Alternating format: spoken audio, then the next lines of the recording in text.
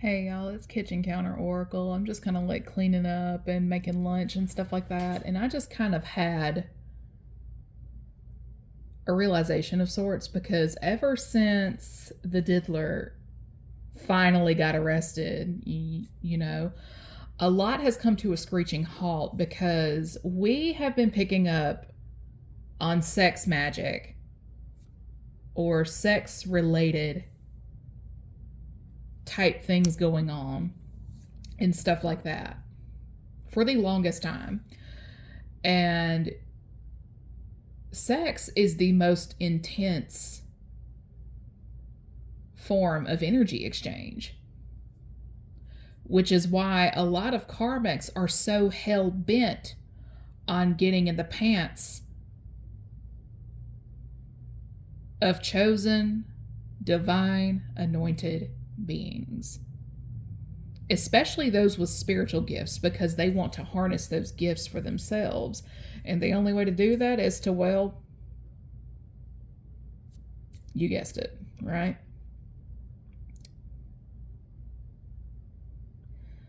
I know of a lot of warlocks energetically that are on this type of time. And ever since the diddler guy got arrested, a lot came to a screeching halt. A lot of celebrities, if you will, are into those types of practices. Everybody's quiet right now. Everybody's done stopped what they're doing. Some may try to cast protection spells and whatnot, and it's not going to work. Like, you can't witchcraft away your karmic debt, no matter how hard you try. You have to face it in some form or fashion.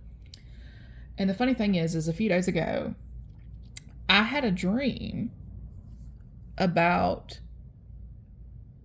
I don't know, there was some type of attack on this really big tower. And it was, like, oddly enough, it was about the time that 9/11 came about. It was around that anniversary, oddly enough. And in this dream, I was a firefighter. So we're in the tower, we're getting the people out that we can and stuff like that. We've cleared every floor we could possibly get to, and then the order was to double time it getting out of the building. Okay, that's fine. About that time, an explosion on the floor below takes place, causes some damage and stuff like that. The floor above crumbles in on top of that floor and stuff like that. But my partner and I got down to that floor. There was a handler with a canine that got separated in the blast. The handler was taken downstairs by the fire crew that was there and was basically forced to leave the dog behind. The dog in the dream was a female German Shepherd. I looked at the dog, I looked at my partner and said, we can't leave the dog, because my partner's like, come on, forget the dog, come on. And it's like, no. So I go get the dog out from under the rubble. I pick her up by some God-given miracle, because a full-grown shepherd, specifically that breed, they ain't little. So I've got the dog. I'm going down the stairs and stuff like that. I get down to the ground floor where their stairwell is, and for whatever the case may be, it had one of those little magnetic locks on it, and the power, like, because the power was still on in the building, and the only way I was going to be able to get that door unlocked is if the power had gone out, but it was not going out. I had, like, the intercom and stuff like that. I had a radio, and I was holding the chief as like, hey, I'm stuck. Because at that point, it was just me in the building with the dog. I'm looking at the stairwell. I hear groaning of the rafters and stuff like that. It's like that building was about to go out. And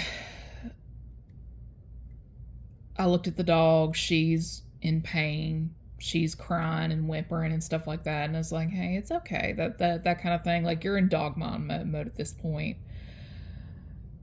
And there's like a little bit of space under the stairs. And I picked her up and I carried her over to that spot, just kind of hunkered down in that corner. And it's just like, all right, this is it. Just let it be quick. And I looked up at the rafters. It's like, all right, Lord, ready when you are. And right as I said that, the building just completely collapsed. And while everything is collapsing, some of the beams of the supports that crashed fell into a cross-like shape and blocked me and the dog from being crushed.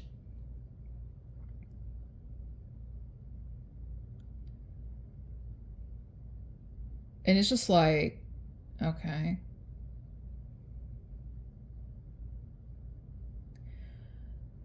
And then like when everything settles and whatnot, I'm able to get the dog, me out. Like, me and the dog are able to get out. I'm carrying the dog out into the street. The dust is settling. The crew I was with are like on their knees crying at the sight of me and this dog. And then I woke up from that dream.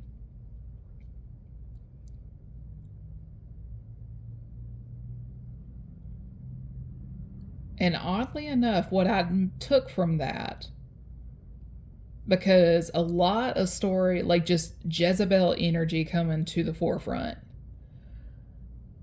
she erected a lot of things, like buildings and stuff like that, in honor of her dad, Tower of Babel.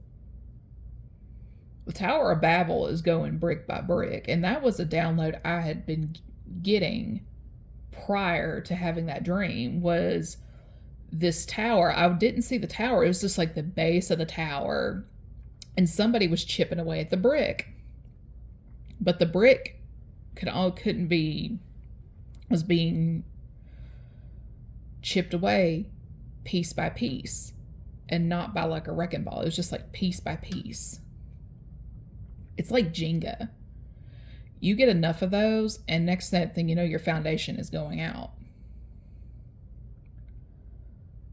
After you remove enough pieces. And what I took from that was the Tower of Babel was falling. It's like a tower in the tarot card decks and stuff like that, but the enemy meant for me to die in that tower. And I didn't. I came out unscathed. So the Tower of Babel is basically going bye-bye. And oddly enough, 2 weeks later, here is the arrest of the diddler. In a way, that is a Babel strong, like spiritually, he is a Babel stronghold. And I was picking up on, I kept hearing Jezebel's son. I'm not about to get into his childhood and all that jazz, because I've heard some things, and it's just like, I ain't about to get into all that shit. But in a manner of speaking, Babel going bye-bye. The towers, if you will.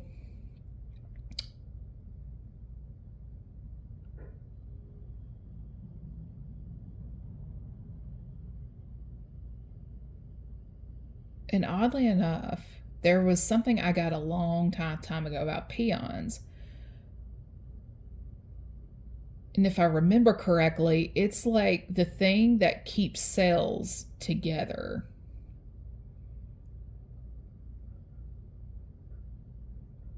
Like pawns on a chessboard, if you will. Without that energy, like the peons and stuff like that, the cell basically falls apart. Diddy was a very large part of that peon type thing, because he had a thing going, and the only way to keep it going was through things like blackmail and extortion. And oddly enough, the sex magic energy came to a screeching halt when he got arrested. And believe me, when I say so much is cleared up, so much it's cleared up, and it's like, huh. Now, those who are awakened and or woke enough to know, you know how Hollywood gets down on the down low. You know all the witchcraft and stuff like that that's out there. Because now that everybody involved in Diddy's parties and stuff like that, they're running scared. They're not doing their rituals. They're not keeping up their spiritual maintenance, in a manner of speaking. And sometimes it takes one thing to send that tower, if you will, crashing to the ground.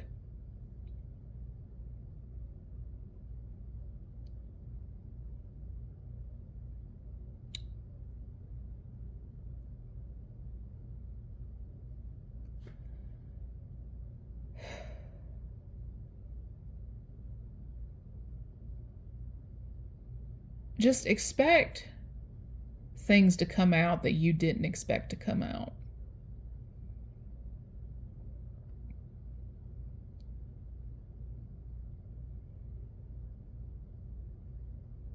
Mm-mm-mm.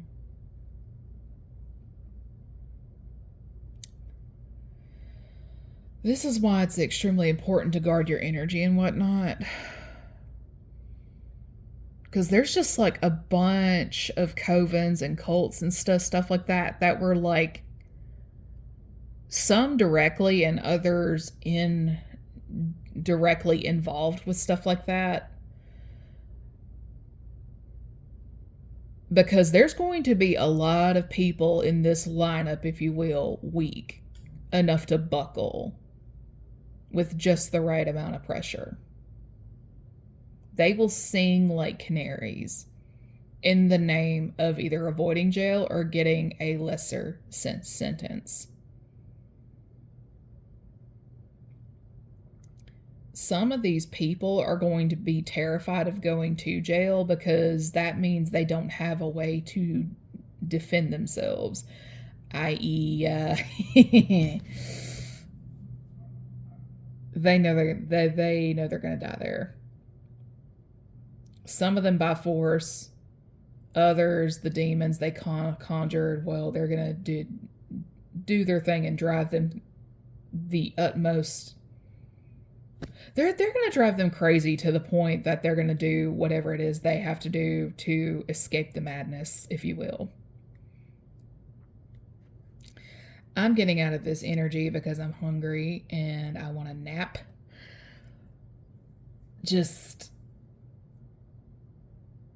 get your popcorn, folks. Because the thing is, that's not the only Tower of Babel. There's multiple. In every city, no less.